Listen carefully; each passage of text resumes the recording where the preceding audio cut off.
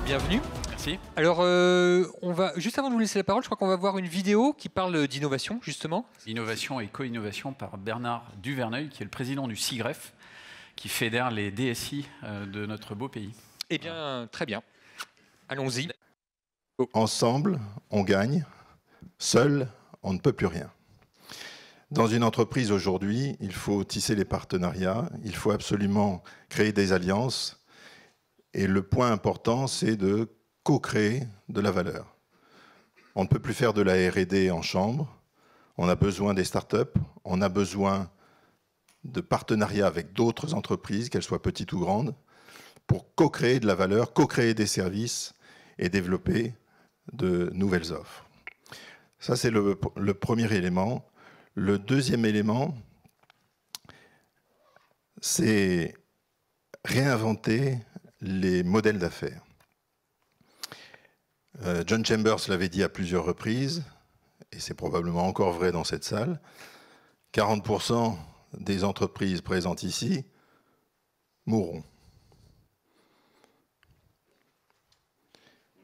70% vont créer des offres numériques, vont s'efforcer de rattraper le marché, mais en réalité, beaucoup n'y parviendront pas. Donc aujourd'hui, notre rôle au sein de l'entreprise n'est pas seulement de réaliser ce qui est demandé par nos directions partenaires. Il s'agit bien évidemment aussi d'être co-créateur de ces nouvelles offres et de ces nouveaux business models. Il faut anticiper les besoins. Voilà, alors rassurez-vous, tout le monde peut rester dans la salle, y compris ceux qui sont en retard sur la transformation numérique, parce que précisément, nous sommes là pour accélérer ensemble, et c'est, comme Bernard vient de le dire fort justement, un travail d'écosystème, un travail de groupe, et c'est pour ça qu'Orange Business Services, en particulier, est à votre service pour avancer. Alors moi, ce que je vais vous montrer modestement maintenant, c'est comment on essaye de co-innover avec nos clients, avec nos partenaires, avec vous qui êtes dans la salle, je reconnais beaucoup de personnes. Donc moi, je suis Luc Breton, je suis en charge au sein d'Orange de deux entités, le Technocentre, qui fait l'innovation produits et services du groupe, avec les labs, et puis Orange Fab, qui sont les 14 accélérateurs du groupe dans le monde. Nous accélérons des startups, essentiellement externes, mais aussi des startups internes, dans ces différentes villes de par le monde. Alors je vais me caler, voilà, ça fonctionne. Donc ça, les personnes que vous voyez à l'écran, qui sont à Orange Gardens, c'est là d'ailleurs où Bernard parlait, c'est le campus innovation du groupe Orange, Orange Gardens, qui est à Châtillon, donc accessible même par métro. Vous pouvez venir, vous êtes les bienvenus. Vous verrez les innovations du groupe qui sont présentées ici. Et la population que vous voyez là sont les designers. Et pourquoi ils sont au centre de l'innovation pour nous? Parce qu'on essaye de créer des expériences avant de créer des produits, des services et de la technologie. Et donc la technologie, les produits et les services sont au service d'une expérience qui va faire que vos collaborateurs, vos clients vont adopter une innovation ou pas, et que cette innovation va être perçue comme utile ou pas. L'équation du succès de l'innovation, modestement, après quelques années d'expérience, chez Orange, on pense que c'est une innovation qui est ouverte, Bernard l'a dit également. Une minorité encore de labos en France, paraît-il, c'est notamment le SIGREF et puis d'autres instituts qui le disent, travaillent en open innovation. Donc je pense que c'est quelque chose qu'il faut qu'on pousse ensemble. Une expérience client, je viens d'en parler avec le design. Et puis Human Insight, c'est-à-dire créé par des humains, pour simplifier la vie au travail et dans nos quotidiens respectifs, de manière à ce qu'on se concentre sur nos essentiels. Et nos essentiels, ce n'est pas la techno, c'est ce qu'on fait avec. Alors, l'innovation, ça veut dire être innovant, ça veut dire innover dans son management. Et probablement que ce que je retiens, moi, après presque 5 ans dans ce milieu-là, c'est que ce qu'il faut, c'est donner la capacité à vos équipes d'être en mode ouvert, en mode d'innovation ouverte, en mode d'innovation responsable, c'est-à-dire que c'est eux qui ont, comme on dit vulgairement, les clés du camion, c'est-à-dire qu'ils sont en charge du projet, et non pas sous le joug de différentes couches de management qui souvent obèrent l'agilité et la capacité de ces équipes à s'organiser de façon transverse. La deuxième chose, c'est que dans la même journée maintenant, et c'est très difficile à vivre parfois, mais il faut vivre avec, hein, c'est le nouveau paradigme, on peut être dans la même journée avec une même entreprise dans une relation de compétition le matin, on va déjeuner et être dans une relation de coopétition, et l'après-midi, on va être dans un partenariat. Et ces 3 phases de cohabitation, de collaboration avec une même entreprise vont être très différentes. On aura une relation juridique en particulier qui sera très différente, une relation technique qui sera très différente, et il faut arriver à faire ça. Alors on disait avant danser avec le diable, c'est pas tellement danser avec le diable, ou alors tout le monde est un diablotin en puissance, c'est plutôt accepter l'altérité et accepter le fait que nous avons des postures différentes et que chacun finalement est libre d'aller sur les marchés des autres. Aujourd'hui, les entreprises les plus innovantes du monde le sont dans plein de registres parce que le numérique s'immisce dans tous ces registres. Libérer la capacité d'initiative de vos équipes, ça me fait penser à la supercalculatrice que j'avais quand j'étais étudiant au collège et au lycée. J'en utilisais 20% des capacités. Je pense, si je suis pessimiste, qu'on fait la même chose avec nos collaborateurs. On a un gisement de ressources, de responsabilités parmi nos équipes qui est phénoménal. Et si on le libère, si on travaille de façon agile, ouverte, on a une chance d'accélérer dans l'innovation. Alors à Orange Gardens, qui est le campus duquel Bernard parlait dans sa vidéo et dont je vous ai parlé, on a 72 000 m². C'est probablement le plus grand campus innovation de France, un des plus grands du monde. Il est à Châtillon. Venez le voir. On y travaille de façon agile sur des principes de One Roof, pluridisciplinaires, avec des équipes mixtes. Le One Roof peut être virtuel, hein, bien sûr, quand on a des développeurs en Roumanie ou en Pologne, on continue à travailler avec. Mais cette idée de One Roof avec des petites équipes qui sont à taille humaine et qui ont des responsabilités pleines et entières est très important. Et donc, les méthodes de travail qu'on utilise, alors que je dis on utilise, en fait, on a copié ce que faisaient les entreprises plus petites que nous, les startups au premier rang, l'agilité, le Lean Startup. Le Lean Startup, qu'est-ce que ça rajoute à l'agilité? C'est l'itération client, passer plus de 50% de son temps. C'est très dur à faire, mais il faut s'y efforcer à itérer avec le client. Malgré le fait que l'on fait ça, on arrive encore à faire des bêtises. Alors vous imaginez si on ne le faisait pas. Et puis l'art du pitch, c'est-à-dire être capable d'expliquer un business case en 10 minutes. C'est très intéressant parce que ça permet de finir les réunions à l'heure et tout le monde gagne du temps. Des manières d'innover ensemble, et j'aime bien cet exemple de développeur challenge. Ça se passe sur 2 mois, c'est un peu plus élaboré que le Startup Weekend que vous connaissez sans doute, qui prend, comme son nom l'indique, un week-end. Là, on l'a fait sur des use cases très précis. Alors, je prends cet exemple-là parce qu'il est intéressant, il est transverse à des industries. Dans chacun de ces industries, Air Liquide, EDF et Orange sont des leaders mondiaux ou internationaux de taille internationale.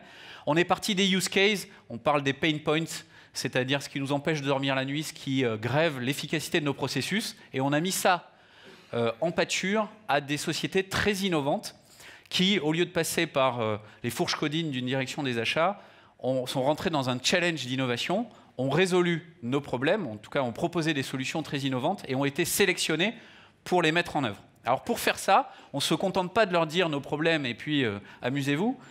On leur donne aussi des cartes à jouer ou des Lego, si vous préférez, pour qu'ils assemblent des solutions. Alors les Lego d'Orange, j'en ai cité quelques-uns ici, des kits IoT, de la connectivité bien entendu, des plateformes de data qui permettent de synchroniser les données en temps réel multi-device, des connecteurs de proximité, des API de communication, de l'identité, de la sécurité, de l'authentification, plus ou moins forte, de la réalité virtuelle pour scénariser tout ça, et un coaching technique business et sous format de pitch.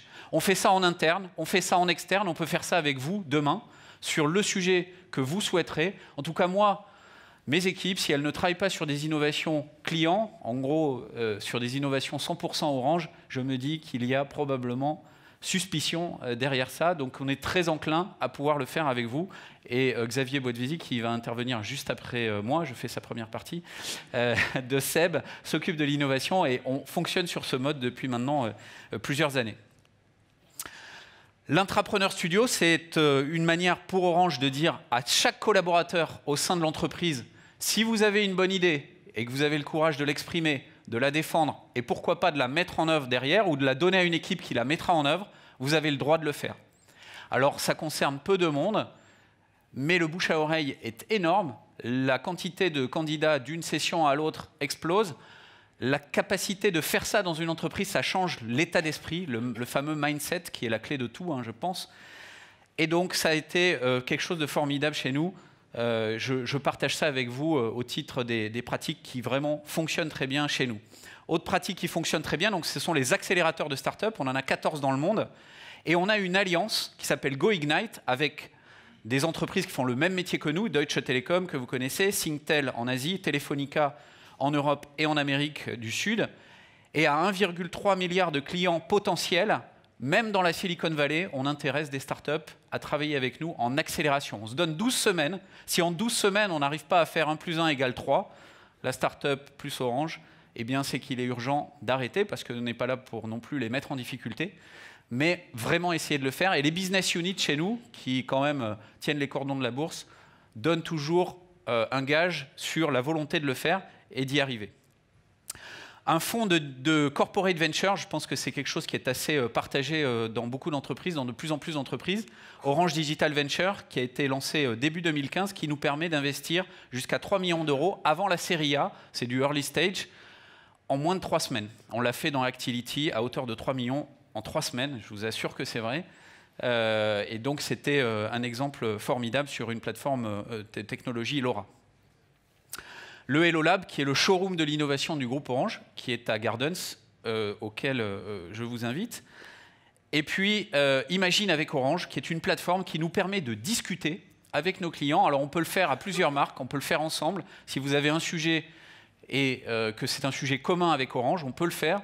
Et on invite les clients, c'est totalement ouvert, à discuter avec nous, à exprimer leurs frustrations, leurs envies, et à imaginer la co-innovation d'après.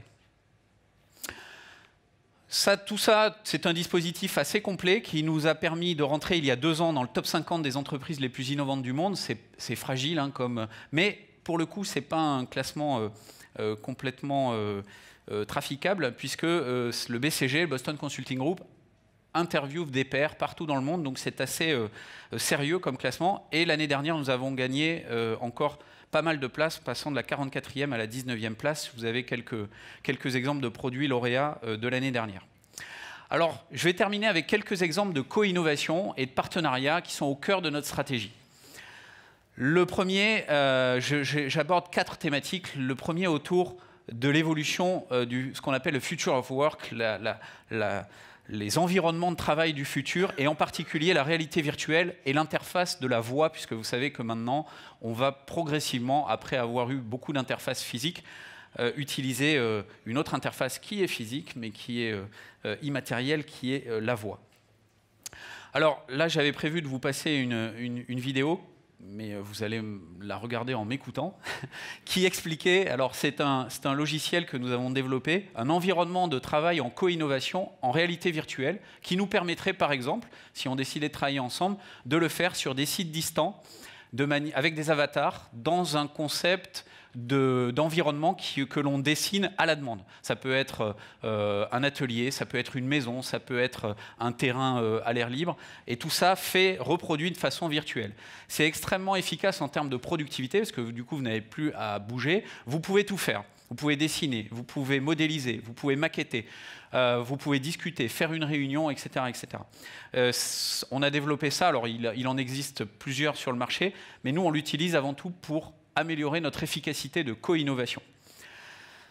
Un deuxième exemple, toujours dans la voix et la virtualisation, c'est l'Orange Téléphone, c'est le petit bouton vert que vous avez sur vos smartphones. Alors là, c'est l'exemple du téléphone pour les entreprises qui est en train de se dégrouper sous Android et progressivement sur iOS de la même manière, dans lequel on rajoute des fonctionnalités, et on va faire ça avec tout un écosystème de providers de services qui va être très différent selon la géographie entre l'Afrique, le Moyen-Orient, l'Europe ou la France. On considère que la France est un pays particulier pour nous. Un autre exemple qui est plus grand public, mais qui va aussi soutenir des use cases pro et business, c'est le smart speaker, l'enceinte connectée, qui va envahir. Alors, vous avez déjà un certain nombre de solutions américaines ou asiatiques sur le marché, mais nous allons sortir cette année Jingo, qui existe déjà depuis plusieurs années sur nos applis, accessibles via le smartphone, et dans le salon bientôt pour motoriser les services d'Orange, en particulier tous les services que l'on va faire avec des tiers. Et là encore, la notion d'écosystème d'innovation est absolument clé, parce que nous, on va propulser finalement les services des tiers. Alors cette fois-ci, dans un contexte typiquement B2B, toujours sur les bots, mais ils peuvent être accédés par la voix ou par le texte. Ce schéma représente une plateforme Chatbot as a Service qui est commercialisé par Orange Cloud for Business, qui permet aux entreprises de créer leurs bots à la demande, dans le cloud, en mode self-service. On peut vous aider à le faire si vous n'avez pas envie de vous embêter à le faire, mais on le fait. On a déjà plusieurs très belles références. Je ne sais pas si je suis autorisé à les donner, mais on pourra vous en parler après cette présentation. Dans les Smart Territories, nous avons avec DataVenue et nos développements sur une plateforme open source qui s'appelle Feeware, tout un set d'API, de stockage, donc le fameux voyage de la donnée que Thierry décrit beaucoup mieux que moi, mais le stockage, la sécurisation, la capacité à faire des mèches de flux de données, d'IoT qui sont distribués, et d'inventer des solutions sous forme applicative en général, mais sous forme d'API à la base, qui vont ensuite exprimer des services. On a lancé donc fin d'année dernière une marketplace qu'on a annoncée au SIDO en production à Lyon en ce moment, qui vous permet en self-service de commander des IoT de tout type pour faire du tracking, des caméras, des détecteurs d'ouverture de port, de sécurité, bref, toute de smart metering pour l'eau, l'électricité, etc. Vous commandez ça en ligne, vous commandez la data qui va être nécessaire à ce que l'IoT vive, l'objet connecté, vous le recevez, vous le pluguez, vous l'installez et vous utilisez DataVenue pour utiliser les datas qui sont issues de ces objets connectés. Donc là, on voit bien qu'en self-service, on est... Alors, ça reste à poursuivre. Hein. On aimerait amener toutes nos offres de data et tous nos IoT sur ce mode-là. Mais déjà, vous avez un catalogue consistant qui est validé par Orange, qui a été testé par Orange Business Services et qui vous permet d'accélérer votre business. Dans le domaine des Smart Territories, toujours, le Live Data Hub, qui est un portail qui vous permet d'agréger les open data d'un territoire. C'est très d'actualité aujourd'hui, deux logos d'exemples bien connus en France, d'agréger et de répondre potentiellement pour Orange ou d'autres acteurs à des RIP, des amis, des TIGA, vous connaissez ça, avec des territoires qui cherchent à gagner en compétitivité en agrégeant les acteurs innovants d'un territoire sur une thématique. C'est particulièrement le cas à Dijon avec Seb et toute la communauté du food en France dont Xavier parlera après. Sur la santé, on a énormément d'exemples. J'en ai choisi un qui est l'exemple de Pégase dans le sud-ouest de la France, à Toulouse, qui associe différents acteurs, dont Harmonie Mutuelle, dont Télégraphique, qui est une start-up que nous avons accélérée dans les fabs que j'ai décrits ci-avant, et qui permet de proposer une plateforme qui va donner de l'alerting, faire de la prédiction pour du monitoring de personnes âgées ou malades à domicile. Dernière chose, la virtualisation, les réseaux, on est les mieux placés, je pense, pour en parler, et la 5G, c'est très important pour accélérer la mise à disposition de services, diminuer les coûts, accélérer les services accessibles via des plateformes dans le cloud. C'est quelque chose qui est très important pour nous. Et puis la 5G, je passe très vite, qui nous permet d'imaginer, alors nous faisons les premiers tests 5G cette année et on rentrera dans des productions l'année prochaine et Orange souhaite vraiment être leader sur ce domaine-là. Et donc nous sommes tout à fait à votre disposition pour travailler dans les labos d'Orange Garden, mais aussi sur d'autres territoires. On est présent à Abidjan, à Amman, dans les laboratoires d'Orange, y compris dans la Silicon Valley ou en Asie, autour des use cases qui vont être ouverts par la 5G avec beaucoup plus d'IoT, des débits consistants sur tout le territoire, une sécurité et un découpage des services sans équivalent. Tourner tout ça en data, ça nécessite de la sécurité. Je vous assure que j'ai bientôt terminé. Et pour ça, nous avons fait don de Mobile Connect, qui est la capacité d'utiliser un seul PIN code pour sécuriser un accès à des services et l'authentifier au niveau 2 bancaire via la carte SIM. Et donc pas de transit des informations sur le réseau. France Connect l'a adopté, permet d'accéder à 350 services publics via Mobile Connect. Et nous avons une offre commerciale qui s'appelle Orange ID. Je n'ai pas le temps de parler de Fluvision, vous connaissez probablement, de VoteChain qui est un vote sur blockchain, et puis de SeaLife qui est une autre initiative multimarque que nous faisons avec d'autres acteurs du territoire de manière très anticipée sur des thématiques de sécurité ou de consommation d'énergie notamment. Je vais passer la main à Xavier, puisqu'il n'est plus l'heure de manger, mais nous allons quand même passer un petit peu de temps à parler du food et de l'innovation, puisque c'est un, si j'ose dire, un secteur en ébullition, et nous y sommes tout à fait partie prenante. Merci beaucoup Luc pour tous ces exemples